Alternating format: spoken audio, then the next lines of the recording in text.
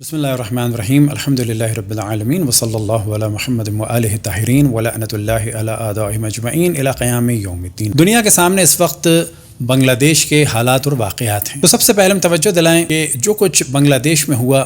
اور جو کچھ ہو رہا ہے وہ تمام عالم اسلام کے لیے اور خصوصاً بنگلہ دیش کے عوام کے لیے بہت ہی اہم ہے، جس میں سے سب سے اہم بات یہ ہے کہ جو مذہبی شدت پسندوں کو حسینہ واجد نے کنٹرول کیا ہوا تھا، وہ تمام مذہبی شدت پسند اس وقت آزاد ہو کر بنگلہ دیش کے مختلف فوجی اور پولیس کے مراکز پہ حملہ کر کے اسلحہ اٹھا رہے ہیں، اور خطرہ یہ ہے کہ جو صورتحال شام یا لیبیا میں پیش آئی وہی کہیں بنگلہ دیش میں پیش نہ آ جائے۔ تو دوسری جانب ہم دیکھتے ہیں کہ جو وزیر منتخب ہوئے وہ ایک اقتصاد دان ہیں، محمد یونس صاحب، اور ان سے کچھ توقعات وابستہ کی جا سکتی ہیں، لیکن اس میں بھی شک نہیں کہ جو حالات اور واقعات بنگلہ دیش کے تھے اور جس قسم کا بنگلہ دیش ملا تھا بنگالیوں کو کہ انتہائی ابتر حالات سے گزر رہا تھا، اس میں خصوصاً جو ایک ترقی نظر آتی ہے وہ حسینہ واجد کے دور میں نظر آئی۔ اب جو حسینہ واجد نے غلط کام کیا، مثال کے طور پر کوٹا سسٹم، اور اس میں فریڈم فائٹر کے پوتے پوتیوں اور نواسے نواسیوں کو بھی بہت زیادہ پریفر کیا گیا اور اسی وجہ سے طالب علم اٹھے، تو یہ ذہن میں رکھیں کہ یہ کوئی انقلاب نہیں ہوتا۔ جب لوگ نوکریوں کے لیے اٹھیں تو اس کو انقلاب نہیں کہا جاتا،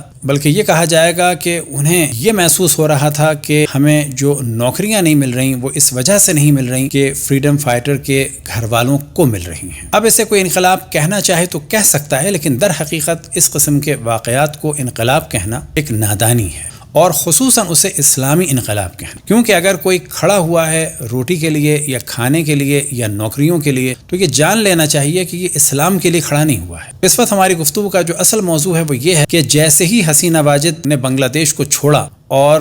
جماعت اسلامی کے الشمس اور البدر والے پاور میں آئے، تو ہم یہ دیکھتے ہیں کہ پورے ملک میں ایک جانب افراتفری بپا ہوئی، تو دوسری جانب سینکڑوں کی تعداد میں مندروں پہ حملہ ہوا، اور پھر ہندوؤں پر جگہ جگہ حملے ہونا شروع ہو گئے۔ ہم مسلمان عام طور پہ جب مسلمانوں پہ حملہ ہوتا ہے تو بڑا شور مچاتے ہیں اور پھر عدل کی بات بھی کرتے ہیں کہ ہر ظالم کی مخالفت کرنی چاہیے اور ہر مظلوم کا ساتھ دینا چاہیے، لیکن اتفاق سے اگر ظلم کرنے والے مسلمان ہوں تو عموماً ہم خاموش ہو جاتے ہیں، اور اگر ظلم کرنے والے یہودی ہیں یا ہندو ہیں تو پھر ہم بہت ظلم کا شور مچاتے ہیں، جبکہ اصل میں ہونا یہ چاہیے کہ ہندو اگر ہم پہ ظلم کریں تو بھی ہم شور مچائیں، لیکن اگر مسلمان کسی پہ ظلم کرے تو ہم زیادہ شور مچائیں، کیونکہ ہم رحمت للعالمین کے ماننے والے ہیں۔ جو کچھ اس وقت ہو رہا ہے فلسطین میں انتہائی شرمناک تمام انسانیت کے لیے اور خصوصاً تمام یہودیوں کے، تاریخ میں ان کو انتہائی ذلت کے ساتھ یاد رکھا جائے، لیکن سوال یہ پیدا ہوتا ہے جو کچھ فلسطین میں ان صہیونسٹوں نے کیا، آیا وہی کام کہیں ایسا تو نہیں کہ بنگلہ دیش میں مسلمان کر رہے ہیں ہندوؤں کے ساتھ؟ البتہ یہ ذہن میں رہے کہ یہ کام کوئی نیا نہیں۔ آج اگر بنگال یا ایسٹ پاکستان جدا ہو گیا ویسٹ پاکستان سے یا پاکستان سے اور بنگلہ دیش بن گیا، اس کے پیچھے بھی یاد رکھیں ایک مینٹلٹی تھی پاکستانیوں کی، یعنی ایسٹ ویسٹ پاکستانیوں کی، کہ وہ بنگالیوں کو کمتر اور حقیر سمجھتے۔ ان کے نام پر انہیں ایسٹ پاکستان تو مل گیا، لیکن ان کی پاپولیشن زیادہ ہونے کے خطرے کی وجہ سے، ان کی تعداد کیونکہ بڑی تیزی سے بڑھ رہی تھی، اس خطرے کی وجہ سے ویسٹ پاکستان والوں نے خصوصاً یحییٰ اور بھٹو نے مجیب پر الزام لگایا غداری، پھر اس کے بعد ملک کو توڑ دیا، اور آج یہ جا کے پتہ چلا کہ مجیب کو قوم نے منتخب کیا۔ اسی طریقے سے مجیب جناب فاطمہ جناح کے طرفدار تھے، جبکہ بھٹو اور ایوب جناب فاطمہ جناح کی توہین کرتے تھے۔ پھر ہم دیکھتے ہیں کہ اگر پاکستان کو دیکھیں تو یہاں پر بھی ہندوؤں پر ظلم ہوا۔ قائد اعظم نے پاکستان سیکولر بنایا تھا، اور پہلا وزیر قانون جسے بنایا تھا وہ کوئی شیعہ یا سنی مولوی نہیں بلکہ ایک ہندو جن کا نام تھا جوگندر ناتھ منڈل، اور اس زمانے میں تقریباً 17% کے قریب ویسٹ پاکستان میں ہندو تھے اور 23% کے قریب ایسٹ پاکستان میں تھے۔ ممکن ہے ان اعداد و شمار میں کچھ کمی ہو یا زیادتی ہو، لیکن مشہور یہی۔ لیکن سوال یہ پیدا ہوتا ہے کہ اب ہندو کیوں کم ہو گئے؟ قائد اعظم کے فوراً بعد ہندوؤں پہ ظلم کا سلسلہ شروع ہوا، ایسٹ پاکستان میں بھی اور ویسٹ پاکستان میں بھی، اور اس میں ہاتھ تھا خصوصاً مسلم لیگ کے ان افراد کا کہ جو متعصب تھے اور بہت تنگ کیا جناب جوگندر ناتھ منڈل کو، اور 1950 میں ان کو ملک چھوڑ کے جانا پڑا، اور اس کی وجہ یہ تھی کہ بڑی تعداد میں ہندوؤں کو قتل بھی کیا گیا اور ان کو ملک چھوڑنے کے لیے مجبور بھی کیا گیا۔ یہی حال ایسٹ پاکستان میں ہوا، یعنی آج کے بنگلہ دیش میں۔ پھر ہم دیکھتے ہیں کہ مختلف مواقع میں ہندوؤں پر بنگلہ دیش میں ظلم ہوتا رہا، اور اس ظلم کے پیچھے ظاہر ہے کہ سیکولر قسم کے افراد نہیں تھے، بلکہ مذہبی افراد تھے، خصوصاً جماعت اسلامی سے تعلق رکھنے والے، شمس اور البدر والے۔ اور یہ بھی ذہن میں رہے کہ 1971 میں پاک آرمی کے ساتھ الشمس اور بدر والوں نے بڑی تعداد میں، لاکھوں کی تعداد میں بنگالیوں کو قتل کیا، ان کی خواتین کی عزتوں کو لوٹا، جبکہ اس وقت مودودی صاحب بھی حیات تھے اور میاں طفیل اس وقت جماعت اسلامی کے امیر تھے، اور ان لوگوں نے ان تمام جرائم کو اپریشیٹ کیا۔ کبھی یہ نہیں کہا کہ یہ مسلمان قتل ہو رہے ہیں اور مسلمانوں کی عزتیں، بلکہ مودودی صاحب کا نعرہ تھا جاہلیت جدیدہ، یعنی وہ لوگوں کے ذہن میں ڈال رہے تھے کہ وہ افراد کہ جو اسلام پر پریکٹیکلی عمل نہیں کرتے وہ اس زمانے کے جاہل یعنی کفار ہیں۔ تو یہاں پر بڑی عجیب بات یہ ہے کہ ایک اسلامی جماعت یعنی جماعت اسلامی مسلمانوں کا قتل عام کرے اور مسلمان خواتین کی آبرو کو لوٹے بھی، اور پاک آرمی کی مدد بھی کرے عزت لوٹنے میں، اور پھر بھی وہ اسلامی۔ اور سب سے عجیب بات یہ ہے کہ وہ مسلمان خود اہل سنت تھے اور حنفی تھے۔ انہی لوگوں کو حسینہ واجد نے بند بھی کر دیا تھا ان کے جرائم کی وجہ سے، کہ جو اب کھل گئے ہیں، اور لگتا یہی ہے کہ جو صورتحال شام اور لیبیا کی تھی وہی ہو جائے گی بنگلہ دیش، اور عنقریب ایک زمانہ آئے گا کہ اگر یہ لوگ پاور میں آ گئے یعنی شدت پسند، تو بنگلہ دیش کے عوام یاد کریں گے اس سیکولرازم کو کہ جو حسینہ واجد کے ذریعے سے بنگلہ دیش میں آیا۔ البتہ پھر ہم توجہ دلائیں، تمام اسلامی ممالک کی اگر اقتصادیات کو دیکھیں، جبکہ ان کے پاس زمینیں بھی زیادہ ہیں اور مائنز بھی ہیں اور کچھ کے پاس پیٹرول بھی ہے، لیکن ہم یہ دیکھتے ہیں کہ سب سے زیادہ زمین کے اعتبار سے ایک ایسی زمین کہ جہاں پر کانے بھی نہیں ہیں، کاشتکاری بھی بہت اچھی نہیں ہوتی سوائے چند فصلوں کے، اور سیلاب بھی آتے رہتے ہیں، اور پاپولیشن بھی بے تحاشا ہے، ایسے ملک کو ترقی دی حسینہ واجد نے۔ تو یہ ایک بڑا قابل تعریف پہلو ہے، اور جو ان کے جرائم یا غلطیاں ہیں وہ اپنی کہ قطعاً ان کی مخالفت کرنی چاہیے۔ اب اصل موضوع کی جانب آئیں کہ جو اس وقت بنگلہ دیش میں ہندوؤں کے ساتھ ہو رہا ہے وہ انتہائی خطرناک ہے، کیونکہ پھر پلٹ کے ہندو بھی انڈیا میں مسلمانوں کے ساتھ یہ کریں گے، اور پھر اس وقت مسلمان شور مچاتے ہیں کہ جی اسلام اور مسلمانوں پر انڈیا میں ظلم ہو، جبکہ ہم یہ دیکھتے ہیں کہ انڈیا میں مختلف مواقع پر مسلمان بادشاہ کے جن کا مذہب سنی مذہب تھا وہ ہمیشہ ظلم کرتے آئے، اور آج جب بھی ہندو ظلم کرتے ہیں تو انہی بادشاہوں کے مظالم کو یاد رکھتے ہیں، اور ہمیشہ میں یہ کہتا ہوں برادران اہل سنت سے کہ اپنے ظالم بادشاہوں کو رحمت اللہ یا ذل الہی نہ کہیں، ان کے اعمال ان کے کردار سے برات کا اظہار کریں، تاکہ ہندوؤں کو یہ کہا جا سکے کہ ان بادشاہوں نے جو آپ پر ظلم کیا ہم اس ظلم کے فیور میں نہیں ہیں، اور ان بادشاہوں کے ظلم کا انتقام ہم سے نہ لیں۔ لیکن آپ اگر ان بادشاہوں کو ذل الہی کہیں گے، رحمت اللہ علیہ کہیں گے، تو اس کے معنی یہ ہے کہ اس ظلم کے آپ فیور میں ہیں،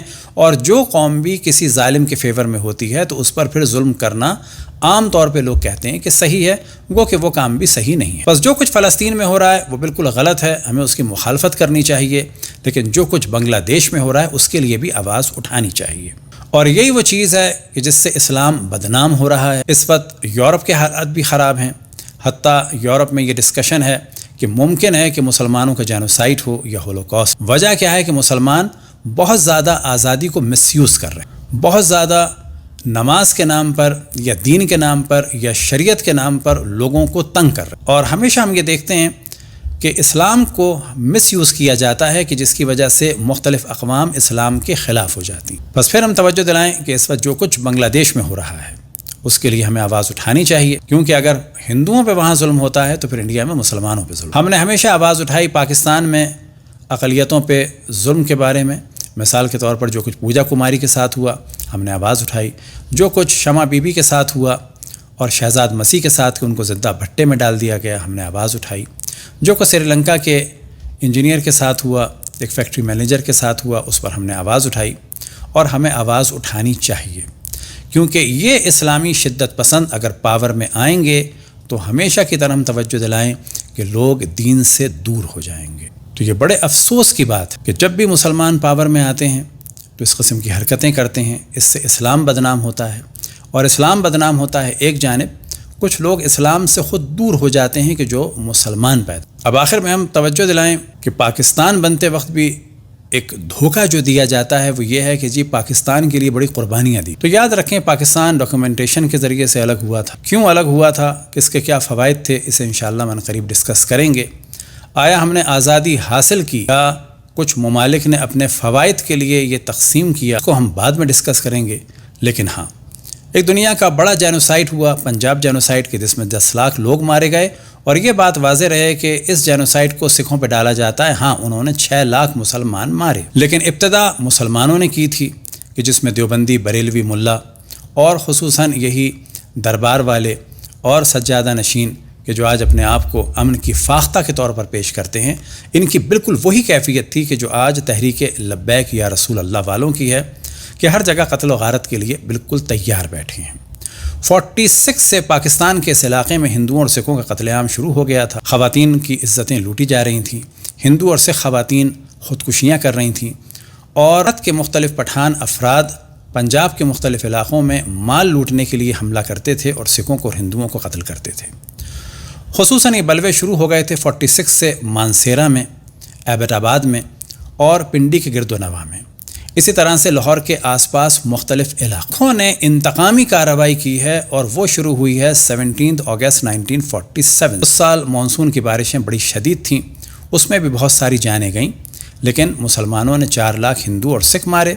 اور پھر سکھوں نے 6 لاکھ مسلمان مارے. لیکن سوال یہ پیدا ہوتا ہے کہ ہندوؤں نے مسلمان کیوں نہیں مارے؟ تو اس کا جواب یہ، سکھ لیڈر تارا سنگھ کے گھر والوں کو پنڈی میں مارا گیا تھا، اور تارا سنگھ انتہائی متعصب فرد تھے، تو ان کی وجہ سے سکھوں نے تو مسلمانوں کو مارا. لیکن دوسری جانب نہرو صاحب اور گاندھی صاحب نے مسلمانوں کا دفاع کیا، اور اہنسا کی تحریک چلائی گاندھی جی نے. اور یہ نان وائلنس تحریک کس کے لیے تھی؟ ہندوؤں کو روکا جا رہا تھا کہ مسلمانوں پر ظلم نہ کریں، اور اس مسلمانوں کے دفاع میں گاندھی جی کی اپنی جان بھی چلی گئی. یہی وجہ ہے کہ ہندوؤں نے مسلمانوں کو اتنا نہیں مارا جتنا سکھوں نے مسلمانوں کو مارا. اور جب بہار میں مسلمانوں پہ حملے کا وقت آیا 46 میں، تو نہرو صاحب نے کہا کہ میں ایئر اسٹرائک کروں. تو ہمیں حقائق کو جاننا چاہیے، اور آخر میں پھر ہم توجہ دلائیں کہ مسلمان جو رحمت للعالمین کے ماننے والے ہیں، ان سے رحمت کا جلوہ نظر آنا چاہیے. لیکن ہم یہ دیکھتے ہیں کہ وہ اسلام کہ جو رسول اللہ صلی اللہ علیہ وسلم کے بعد اہل بیت کے مخالفوں کے ہاتھ میں چلا گیا، وہاں سے جو قتل عام کا سلسلہ شروع ہوا، آج تک اس اسلام میں ہمیں قتل عام ہی نظر آ رہا. دعا ہے کہ خداوند تبارک و تعالی اس قسم کے افراد سے اسلام کو بدنام ہونے سے محفوظ رکھے، اور مسلمان اور غیر مسلمان یہ جان لیں کہ رسول اللہ صلی اللہ علیہ وسلم کے بعد اہل بیت پر ظلم کا سلسلہ شروع ہوا. ان لوگوں نے ظلم کا سلسلہ شروع کیا، انہوں نے ہی رسول اللہ صلی اللہ علیہ وسلم کے اسلام کو